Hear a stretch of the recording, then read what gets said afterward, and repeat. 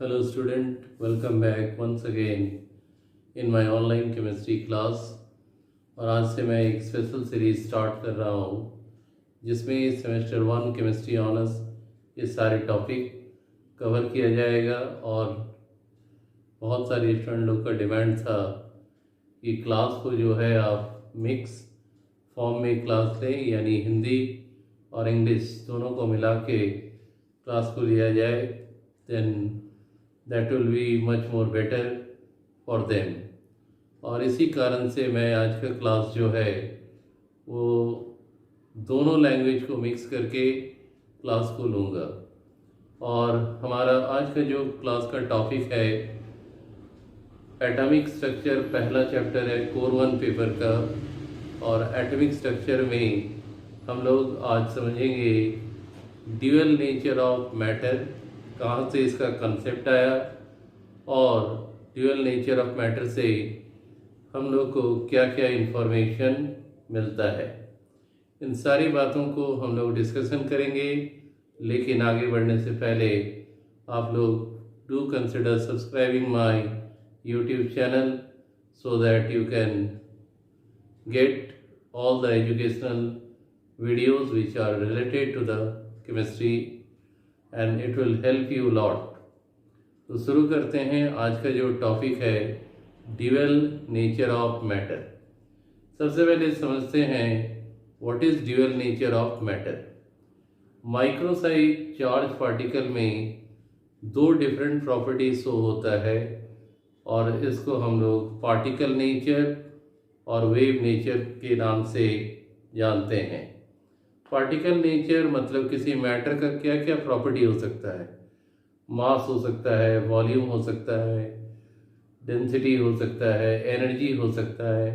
तो these are the properties of particle. और properties of wave क्या होगा, वेवलेंथ हो सकता है, वेव नंबर हो सकता है, फ्रीक्वेंसी हो सकता है, वेलोसिटी हो सकता है। इन सारी प्रॉपर्टीज़ को हम लोग वेव प्रॉपर्टीज़ के नाम से जानते हैं। डी ब्रॉगली ने सबसे पहले बताया कि micro size charge particle like electron possesses two different types of properties which are collectively known as dual nature of matter, and these two properties are particle nature and wave nature। यानी किसी भी माइक्रोसाइज particle में wave property भी exist करता है particle properties के साथ। और यहीं से फिजिक्स का एक नया ब्रांच जनरेट हुआ जिसको हम लोग क्वांटम मैकेनिक्स कहते हैं। क्वांटम मैकेनिक्स में हम लोग normally micro size charge particle के बिहेवियर को डिस्कस करते हैं और माइक्रो के साथ साथ मैक्रो पार्टिकल के प्रॉपर्टीज़ को भी ये डील करता है। शुरू में जो न्यूटन्स लॉ या जो क्लासिकल मैकेनिक्स जो न्यूटन लॉ पर बेस्ड है उसमें केवल लार्जर साइज पार्टिकल के प्रॉपर्टी को ही एक्सप्लेन किया गया था, but de Broglie and his को साइंटिस्ट इन सभी लोगों ने प्रूव कर दिया कि माइक्रो साइज चार्ज पार्टिकल में भी पार्टिकल के प्रॉपर्टीज़ के साथ साथ वेव का प्रॉपर्टी प्रेजेंट रहता है, and this is known as dual nature of matter. Dual nature of matter को सबसे पहले बताया किसने, डी ब्रॉगली ने। और उसने एक इक्वेशन दिया, वो इक्वेशन क्या है, lambda is equal to h by m v. यहाँ पर एच को हम लोग जानते हैं, एच को हम लोग क्या कहते हैं, प्लंक्स कांस्टेंट, और एम भी यानी product of mass and velocity, ये क्या हो गया, मोमेंटम। तो यहाँ पर एच को हम प्लंक्स कांस्टेंट और इसका जो वैल्यू होता है, क्या वैल्यू होता है बताओ, Planck's constant value 6.626 into 10⁻⁻34 joule second या K G metre square second inverse. तो हम देख सकते हैं ये हमारा डी ब्रॉगली इक्वेशन आ गया, lambda is equal to H by M v. Lambda को हम क्या बोलते हैं, वेवलेंथ। तो इस जगह में देखो माइक्रो चार्ज पार्टिकल दो बिहेवियर शो करता है, पार्टिकल नेचर और वेव नेचर। इसी को हम लोग कलेक्टिवली क्या कहते हैं, dual nature of matter. This is known as dual nature of matter. और माइक्रो चार्ज पार्टिकल लाइक हम यहाँ ले सकते हैं एग्जाम्पल इलेक्ट्रॉन का, और ये equation lambda is equal to H by M V या H by P. P stands for momentum and momentum is the product of mass and velocity. तो ये हम लोग यहाँ पर डी ब्रॉगली इक्वेशन को लिखे, और डी ब्रॉगली इक्वेशन को अगर ऑब्जर्व करोगे तो देखोगे लैम्डा यानी वेवलेंथ। वेवलेंथ किसका प्रॉपर्टी होता है, वेव का प्रॉपर्टी। और यहाँ पर p, P stands for momentum. Momentum किसका बिहेवियर होता है, पार्टिकल का बिहेवियर, यानी wave property inversely proportional to the particle property of a micro charge particle like electron. अब हम लोग नेक्स्ट सेगमेंट में आएंगे, इस डी ब्रॉगली इक्वेशन को कैसे प्रूव करते हैं। यहाँ देख सकते हो आइंस्टाइन थ्योरी के according E is equal to M C square. M जो है मास, सी हो गया velocity of light. Planck's theory के according E is equal to H nu, और न्यू का मतलब होता है फ्रीक्वेंसी ऑफ रेडिएशन। फॉर्मूला होता है C by lambda, C velocity of light और लैम्डा वेवलेंथ। यहाँ भी हमने लिख के रखा है nu equal to C by lambda. अब यहाँ पर इक्वेशन 1 और 3 से, ये 1 है और ये इक्वेशन 3 है, तो दोनों का LHS सेम है तो RHS भी सेम होगा, यानी M C square equal to H C by lambda. C C cancel, तो लैम्डा इज इक्वल टू आ गया एच बाई एम सी। और for a particle like electron, C के जगह में लिखेंगे वी, तो हमको क्या मिलेगा, lambda is equal to H by M V यानी एच बाई पी। और ये मेरा डी ब्रॉगली का इक्वेशन यहाँ प्रूव्ड हो चुका है। De Broglie equation already proved. और इसमें लिमिटेशन क्या है, this theory is applicable only for the micro particle. किसके लिए अप्लाई होता है, only for the micro particle. यहाँ देख सकते हो लैम्डा इन्वर्सली प्रोपोर्शनल मास, तो लैम्डा क्या हो गया, वेव प्रॉपर्टी इन्वर्सली प्रोपोर्शनल मास किसका प्रॉपर्टी है, पार्टिकल प्रॉपर्टी, यानी वेव प्रॉपर्टी इन्वर्सली प्रोपोर्शनल हो रहा है पार्टिकल प्रॉपर्टी का।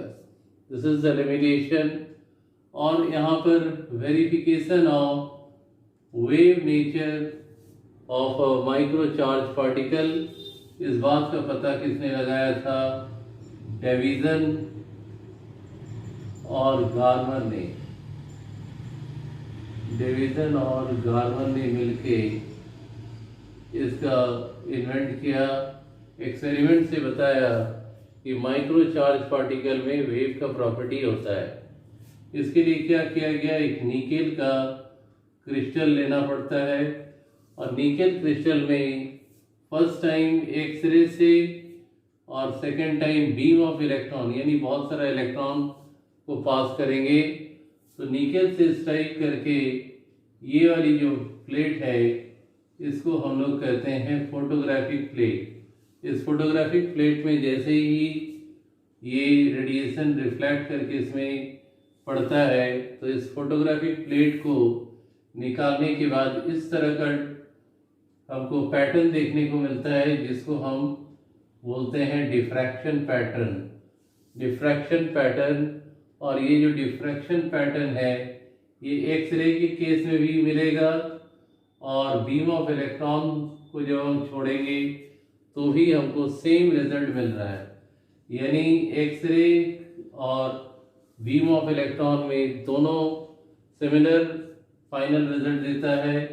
एक्सरे क्या है, इलेक्ट्रोमैग्नेटिक वेव, यानी वेव प्रॉपर्टी के साथ इलेक्ट्रोमैग्नेटिक वेव के साथ ये मैच कर रहा है बीम ऑफ इलेक्ट्रॉन, और ये भी क्या शो कर रहा है, वेव प्रॉपर्टी। इसी बात का पता डेविसन और गार्मन ने लगाया और डी ब्रॉगलीज इक्वेशन को जस्टिफाई किया कि उन्होंने जो कहा है वो क्या है, 100% एक्यूरेट है। तो डेविसन गार्मन एक्सपेरिमेंट का यूज होता है कौन से प्रॉपर्टी को वेरीफाई करने के लिए, वेव नेचर को वेरीफाई करने के लिए डेविसन गार्मन एक्सपेरिमेंट यूज होता है।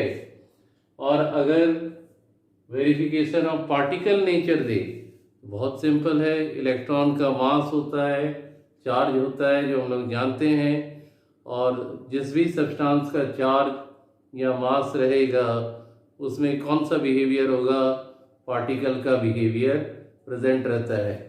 तो इस प्रकार से हम यहाँ पर डी ब्रॉगलीज कंसेप्ट को समझ के, और अब जो है यहाँ लास्ट पार्ट ध्यान से देखोगे, जस्टिफिकेशन ऑफ बोर्स थ्योरी, यानी डी ब्रॉगलीज का जो इक्वेशन है ये बोर के कंसेप्ट को भी जस्टिफाई करता है। कैसे जस्टिफाई करता है, शुरू में हमें पता क्या था कि न्यूक्लियस के चारों ओर इलेक्ट्रॉन सिंपली क्या होता है, रोटेट करते जाता है सर्कुलर पाथ में। लेकिन यहाँ पर वेव प्रॉपर्टी आने के बाद हम लोग जानते हैं कि इस इलेक्ट्रॉन के मूवमेंट के कारण कौन सा वेव्स हमको मिलेगा, इलेक्ट्रॉनिक या मैटर वेव जनरेट होगा। तो इलेक्ट्रॉनिक या मैटर वेव को इस तरीके से दिखाएं, सर्कल का circumference equal to n lambda, कौन से ऑर्बिट में रोटेट कर रहा है ये मालूम नहीं रहता है हर समय, तो इसको एन मान लेना है, और वेव है तो उसका वेवलेंथ होगा n lambda. Circumference 2 pi r equal to n lambda, lambda का वैल्यू हम जानते हैं डी ब्रॉगलीज इक्वेशन से h/mv, तो यहाँ पुट करेंगे क्या आ जाएगा, mvr equal to nh/2 pi. mvr को क्या कहते हैं, एंगुलर मोमेंटम, इसको हम लोग कहते हैं angular momentum equal to nh/2 pi. और बोर्स ने भी यही बताया था कि इलेक्ट्रॉन उन्हीं सर्कुलर पाथ में रोटेट करेगा जिसके लिए एंगुलर मोमेंटम का वैल्यू nh/2 पाई के बराबर होगा। तो ये बहुत ही इम्पॉर्टेंट क्वेश्चन आज हम लोग डिस्कस किए, और इसी तरह से क्वेश्चन एग्ज़ाम में तुम लोग को मिलेगा, और इसी को ध्यान में रखते हुए हमने क्वेश्चन को इस प्रकार से डिज़ाइन किया। पहला जो इसमें देख सकते हो ऊपर में टॉप में, state and explain dual nature of matter, और उसका derive de Broglie's equation and mention the limitation. बहुत ही इम्पॉर्टेंट क्वेश्चन है, और इस सीरीज़ में हम लोग केवल उन्हीं क्वेश्चंस को डिस्कशन करेंगे जो एग्ज़ाम पॉइंट ऑफ व्यू से काफ़ी इम्पॉर्टेंट है। तो ऐसे टॉपिक पर बेस्ड क्वेश्चन बार बार करते रहने से क्या होगा, तुम्हें पता चलेगा कि एग्ज़ाम में कैसे लिखना है, कैसे उसको अच्छे तरीके से, साफ तरीके से प्रेजेंट करना है। और ये हमने शॉर्ट में इसको समझा दिया पूरे कंसेप्ट को विद द यूजिंग एक्सपेरिमेंट। तो यहाँ पर अब हम लोग को क्या करना है कि इसका एक नोट्स ज़रूरत होगा तुम लोग को, तो डिस्क्रिप्शन बॉक्स में PDF फाइल के फॉर्म में का नोट्स जो है ऑलरेडी डाल दिया गया है, तो वहाँ से इसके नोट्स को जो है तुम लोग नोट डाउन कर लोगे। तो दोनों काम एक साथ हो गया, इसको आप लाइव इसको समझ भी लिए और इसका नोट डाउन भी आप कर सकते हैं क्योंकि आपको PDF फाइल दे दिया गया है। ऐसे ही और इम्पॉर्टेंट लेक्चर्स के लिए बने रहें हमारे साथ। अगली क्लास में हम लोग जो टॉपिक पढ़ने वाले हैं उस टॉपिक को आज मैं बता देता हूँ ताकि तुम लोग थोड़ा सा अच्छे से रिवाइज करके रखो। टॉपिक है Heisenberg uncertainty principle and explanation of Heisenberg uncertainty principle.